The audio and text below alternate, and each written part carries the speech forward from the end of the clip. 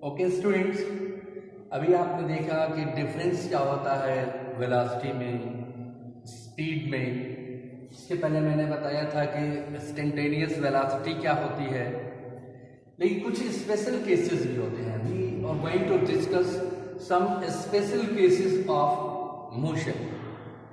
अभी आपने देखा कि कोई बॉडी है वो लीनियर मोशन में है, यानी ऐसे सीधी रेखा में गति कर रही है। लेकिन केस ऐसा भी हो सकता है कि वो किसी सर्कुलर पाथ पे गति कर रही है। That means now we are going to discuss about the body which is going along a circular path. अगर सर्कुलर पाथ पे भी कोई चीज गतिमान है, उसमें क्या क्या होगा, वो केस क्या होगा। इसके पहले आपने देखा कि if a body covers the same displacement or same distance in same regular interval of time, that is the uniform motion or uniform velocity। लेकिन सर्कुलर पाथ है अगर, तो इस केस में दो चीजें हो सकती हैं। अगर same distance regular interval of time same है तो यूनिफॉर्म वेलोसिटी भी होगी, लेकिन इस केस में ऐसा नहीं हो सकता because body is changing its direction regularly. अभी मान लीजिए ये बॉडी है जिसको मैंने ऐसे सर्कल से बनाया है, ये बॉडी किसी सर्कुलर पाथ के अलोंग, उसके सर्कमफेरेंस के अलोंग मोशन में है। किसी भी पर्टिकुलर स्टैंड पॉइंट टाइम पे, किसी स्पेसिफिक पॉइंट पे उसकी जो वेलोसिटी होगी इस डायरेक्शन, एक डायरेक्शन में है, ये तो क्लियर है, तो ये वेलोसिटी होगी। अगर वेलोसिटी है तो ये जो हमने लाइन खींची है दैट इज द टेंजेंट।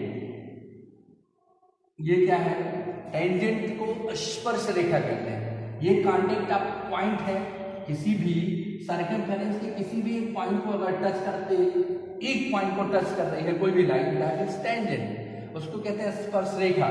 तो हमेशा सर्कुलर पाथ पे हर एक पॉइंट पे डायरेक्शन चेंज होता रहता है। तो डायरेक्शन चेंज होता है तो वेलोसिटी की जो डायरेक्शन होती है ना, वो उसके टेंजेंट के डायरेक्शन में होती है।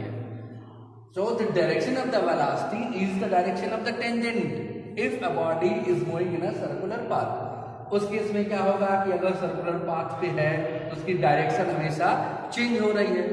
अब डायरेक्शन हमेशा चेंज हो रही है तो हमेशा डायरेक्शन चेंज होने के नाते इसको एक यूनिफॉर्म वेलोसिटी नहीं मिल पाती है।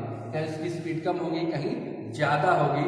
तो इस केस में यूनिफॉर्म वेलोसिटी नहीं मिलती है क्योंकि डायरेक्शन चेंज हो जाता है और same distance same interval of time में कवर नहीं हो पाता। तो इसकी डायरेक्शन चेंज होने के नाते इसकी वेलोसिटी बदलती रहती है। अब इस केस में क्या होता है कि जब एक रोटेशन ये कंप्लीट कर लिया, सपोज करिए यहाँ से चलना शुरू किया और एक रोटेशन इसने कंप्लीट कर लिया, तो ये पूरा जो कंप्लीट पाथ है that is the circumference of this circular path. ये सर्कमफेरेंस है, यानी कोई भी बॉडी अगर एक चक्कर सर्कुलर पाथ पर लगाती है तो वो कंप्लीट उसका जो रोटेशन होता है वो उसके सर्कमफेरेंस के बराबर होता है।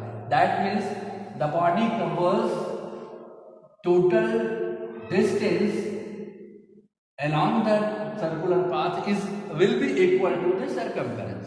सर्कमफेरेंस के बराबर ही उसकी कुल टोटल डिस्टेंस होगी। और डिस्प्लेसमेंट अगर यहीं से चला और फिर वहीं जाके पहुंच गया तो डिस्प्लेसमेंट क्या हो जाएगा, जीरो हो जाएगा।